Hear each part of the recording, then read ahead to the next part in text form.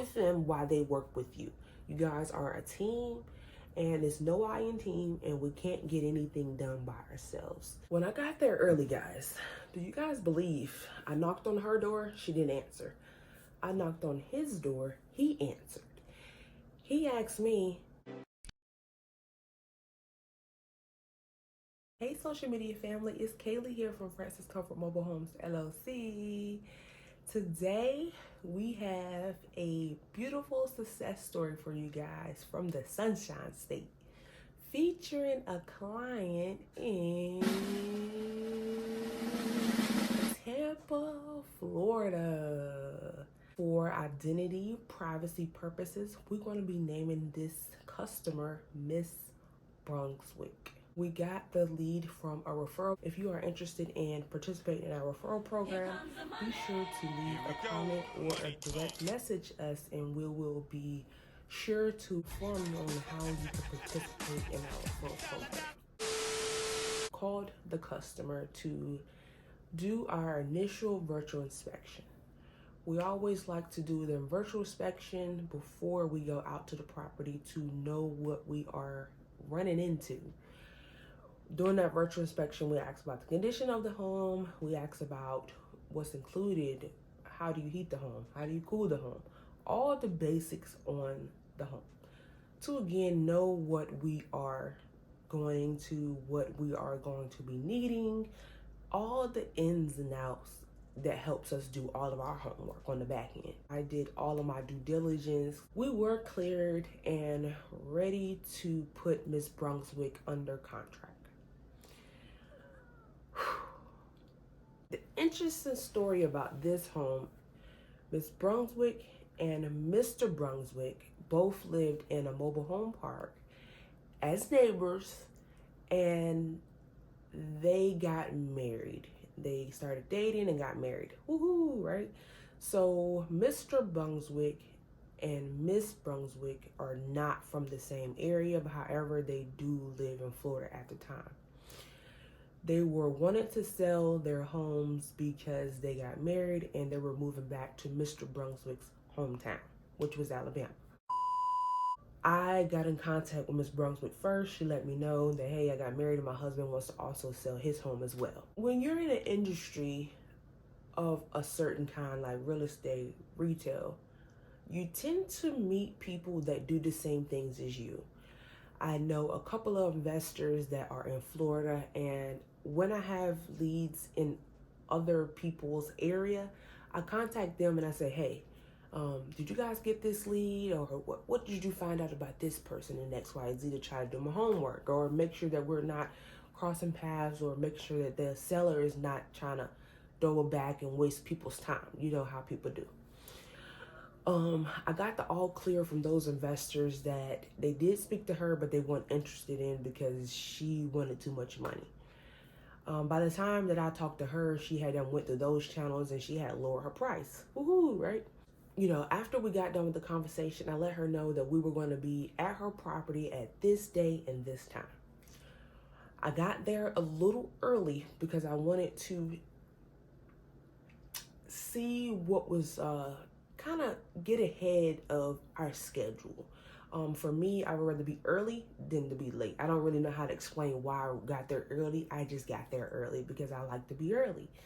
And that way, if I hit traffic, I can accommodate for traffic. I can just accommodate for so much more and explain to them why I'm early versus why I'm late. Nobody don't want you to be late. Nope. When I got there early, guys, do you guys believe I knocked on her door? She didn't answer. I knocked on his door. He answered.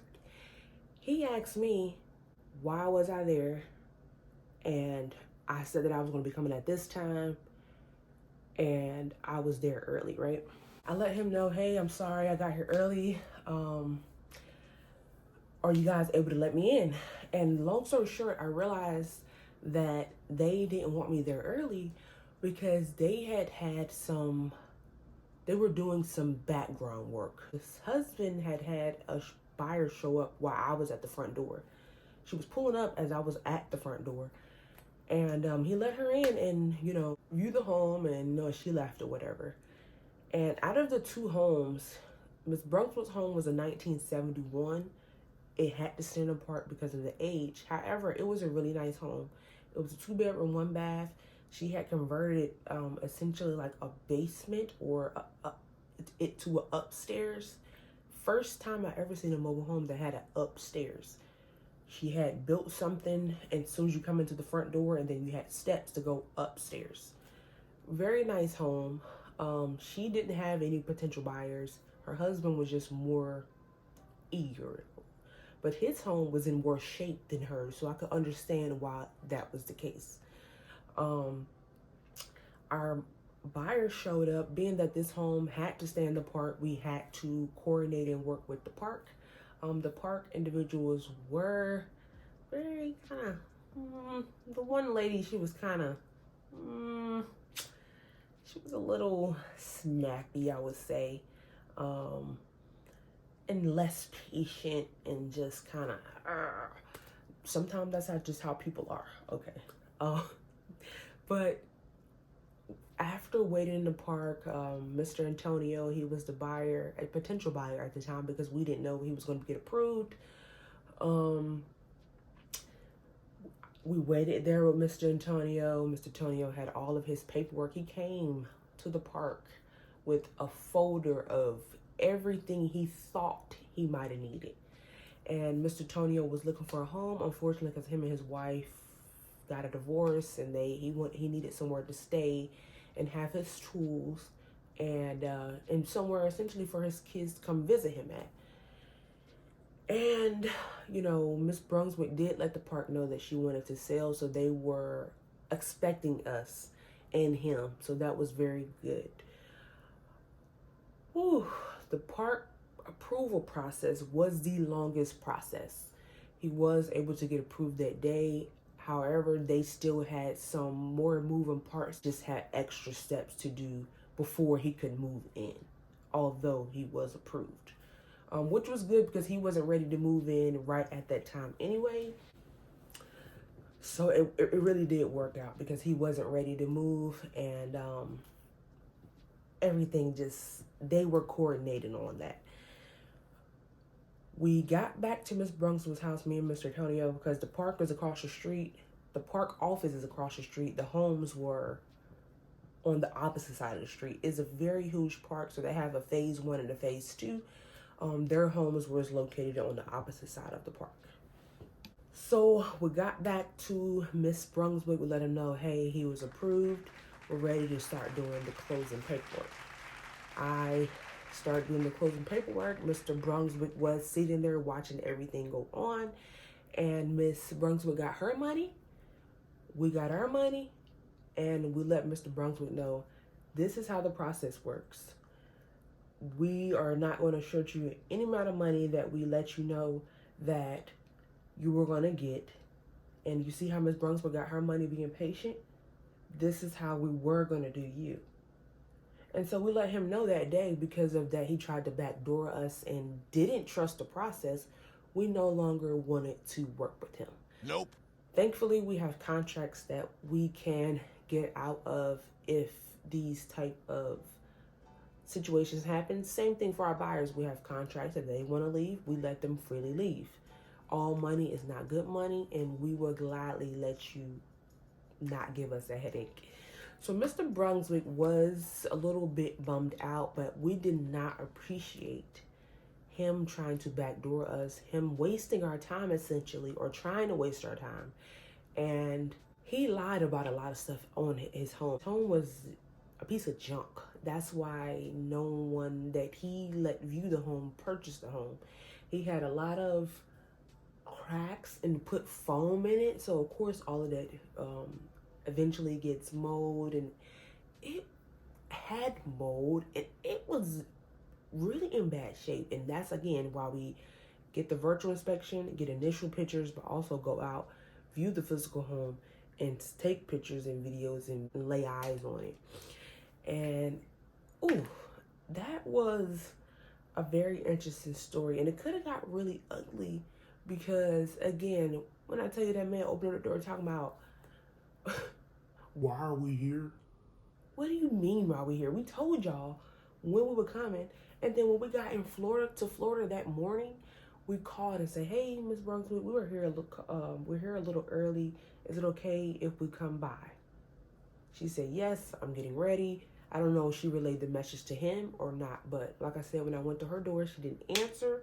So it only makes sense because they're literally like right across the street from one another, like right across the street, like her house, his house, like right across the street. So Mr. Antonio, moving back to our buyer, Mr. Antonio was very, very, very appreciative that we waited on him, that we worked with him, and that he had a home. He also had some nieces and nephews that he said once he gets ready to move that he will be giving the home away to one of his family members. So it sounds like it's going to be in the home for a while. I mean, be in the family for a while. And again, I would like to let you know, if you guys have reached out to a realtor, to an investor, to a company that is going to bring you or potentially bring you home solutions, give that company a chance. If the contract says 30 days, give them 30 days. And if that doesn't happen, then reach out to someone else. Or on that 20th day, if things aren't going so good, that's when you can reach out to another company. Because people in the same industry, we do communicate. And it makes it look very bad for you if you go to Amber, Brittany, Kaylee, Travis, Winter. If you go to all of these companies and you talk to 5 different people, on the 6th person, they're going to see where the home is. They're going to look at their call list to see who's their investor partners in that area. And they're going to call and say, hey, that so-and-so, she gave me such a hard time. And that may or may not hurt you. But in 88%, the next person who's coming in to help you is going to be like, I don't know. Like, I don't know. I don't even know if I should bother with that. Because everybody is needing, a lot of people are needing home solutions. Everybody is needing home solutions. I guess I can say that. And, you know, they'll go to the next person who's trusting them, who's going to trust them and trust what they're saying and their expertise over someone who's giving them a hard time, who's not trusting what they're saying, who's not like helping the situation at all. That's not helping when you do that. We unfortunately do have mobile home customers call us and say, hey, right now I'm on a contract with a realtor and they're not doing good. That's probably why we don't help those customers either, because once a realtor puts the home on the market and people out there looking see that home, and then once somebody else posts that home, they're gonna say, wait a minute, that doesn't look right, or why didn't it sell the first time? So it's going to prolong the process even longer. So it's very important to trust the first company that you reach out to. With that, you want to make sure that you are given a reasonable selling price. That will also help you get your home off faster. I understand that you have bills. I understand that you may, have to move, or you may have to do this. These things are just not surprisingly going to just solve all your problems just because you need money to sell, or you need money to move, it doesn't really work like that. And if you try to make your home all of your solution for moving, for furniture, for paying all your bills, your mortgage, your home is not going to be sold. So I say that to say, try to come up with a realistic selling price. That way that you can get your home off faster. Once you come up with that selling price, make sure to give that company enough time. Whatever time is in your contract. If they said 10 days, give them 10 days. If they say 20 days, give them 20 days. If it doesn't work out in those 20 days, maybe they have solutions for you to help you sell, stick with you. You know what I mean? So it just all depends on just giving them time. If your time runs out, ask them, hey, do you have any more solutions? Work with them while they work with you. You guys are a team, and it's no I in team, and we can't get anything done by ourselves. So I want to wrap up the video right there. I thank you guys for hanging out with me today and listening to this success story with some hurdles. It's nothing like having a success story with some hurdles, because you learn so much and you are able to come out that thing stronger and with more wisdom on how to navigate. If somebody asks you, why are you early? You have an answer for them, why are you early? So I thank you guys again. If you have not subscribed already, what are you waiting on? We have been waiting on you all video. And while you're there, make sure to hit the notification bell and set it to all to be notified every time we post. I hope you guys are having a great new year so far, staying safe, staying healthy, and making informed decisions. My name is Kaylee. I am your host, and I'm out. See ya.